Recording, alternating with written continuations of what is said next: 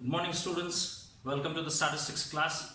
In today's class, I'm going to explain to you about the factor reversal test. That is the third test for the test for adequacy of index numbers. Factor reversal test. Factors. In index numbers, students, we have three main factors. Three main factors are also termed for us as variables. Okay, price is one factor, quantity is one factor, and value is one factor. Price is one variable, quantity is one variable, value is one variable. Okay, so based on these factors, now there is no change in the times, students. There is nothing that we are going to do the changing of 0 and 1 here. It's all about factors. It's all about P and Q only, students. You keep that in your mind. So what this factor reversal test says? The factor reversal test requires, or it says that the product of the price index number and the quantity index number should be equal to the value index number. That's it. This is the requirement for this factor reversal test. What is the requirement?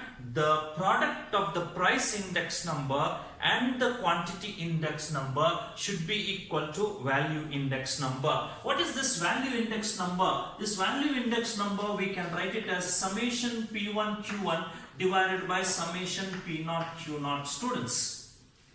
Okay, summation P1 Q1 divided by summation P0 Q0. This is what you need to understand. Okay, now you keep it in your mind, students. When it comes to the factor reversal test, Laspier's index number, Paschy's index number, Marshall-Edgeworth index number, Dobbish-Bowley index number, even Kelly's index number do not satisfy this factor reversal test except only one, which is Fischers index number alone. Fischers index number only satisfies the factor reversal test. Okay, so let me prove that to you, students, today. Let me prove this Fischers index number satisfying this factor reversal test. So I'll start doing this from here, students. I hope it will be clear to you here if I start writing with Fischers index number formula. Fischers index number formula is given as root of, okay, summation P1 Q0 divided by summation P0 Q0 into summation P1 Q1 divided by summation P0 Q1. Is that clear? The same way I can write even for quantity, Fischers quantity index number, students. Fischers quantity index number is given as summation. Wherever P is there, I have to write Q. Wherever Q is there, I have to write P. Is that right? So it would be Q1 P0 divided by summation Q0 into P0 into P0 into summation Q1 P1 divided by summation Q0 into P1, students. Is that clear? Okay, so now I'll take the product of these two, P01 into Q01. Since they both are having a root, I will take all in one root, students. Everything I will just take it into one root. That is summation P1 Q0 divided by summation P0 Q0 is 1, correct? Into summation P1 Q1 divided by summation P0 Q1 is 1. Then in the quantity index number, summation Q1 P0 divided by summation Q0 P0 into the next one is summation Q1 P1 summation Q1 P1 divided by summation Q0 P1, all in one root, students. And now let's see, are there any terms that get cancelled? Let's see, and what remains also we have to see. So according to me, I will see this as P1 Q0. P1 Q0 can also be written as Q0 P1. P1 Q0 is the same. So this one and this one gets cancelled, students. Next one is P0 Q1 is same as P0 Q1. So this one also gets cancelled, students. And the remaining terms, they don't get cancelled because they're all different. In the numerator, they both are same. In this denominator, they both are same. In diagonally or in the numerator and denominator, we don't see any similarity. So that is the reason why we cannot cancel them. Rather, we keep them as it is. That is summation P1 Q1. In the numerator, it is written twice. And in the denominator, summation P0 Q0 also is written twice. This 2 times it is written. Under the square root again. So the square root gets cancelled with the square. What is left out is summation P1 Q1 divided by summation P0 Q0. And what is this summation P1 Q1 P0 Q0? This is what is value index number, and that is how we say it is proved. So Fischers index number satisfies factor reversal test. This is what we have it here for this factor reversal test. So Laspier's, Pasch's, Marshall-Edgeworth, Dobish-Bowley and Kelly's, they do not satisfy this factor reversal test. Only one index number satisfies factor reversal test, that is Fischers index number.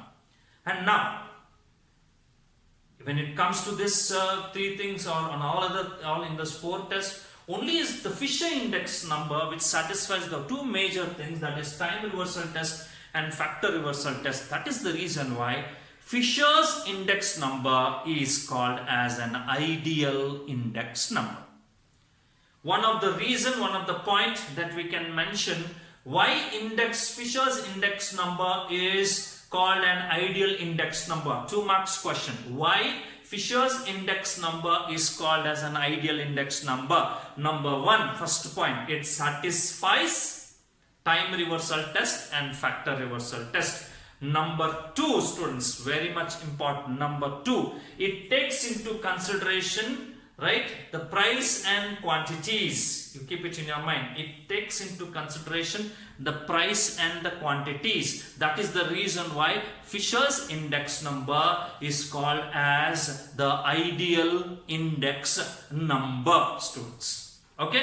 So now the last one that we need to do is called as the circular test. The last one is the circular test, students.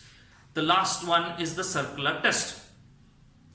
The last one is the circular test. So what this circular test says is that if we have 3 time periods, students, if we have 3 time periods, like, usually we have only 2 time periods, is that right? 0 and 1. 0 indicates for base year and 1 indicates for current year. But if there are 3 time periods, students, that is 0, 1 and 2. Okay, there are 3 time periods. 0 is 1 period. Maybe we can call it to be as a base year or a current year, whatever it is. 0, 1 and 2. There are 3 time periods. So here we can calculate, right, 3 types of index numbers here. How we can calculate? I can calculate P01. That is index numbers of 1 with respect to 0. Index number 1 comparing with the base period. Now here base is 0. Here base is 0. That is for us, whichever year we may have, we may say 95, 2000, 2005, something like that. So this is base for us. This is current year. We can also calculate index number like this also, students, 1 and 2. Now here what is index? What is the current year? The current year is 2 and the base year is 1. Is that clear? The current year is 2 and the base year is 1. We can also calculate this.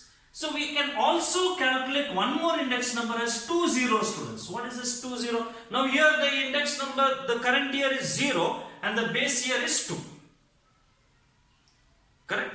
So if ever I have to say it like this, right? If I have to say like this is P01, this is P12, right? And this is P20.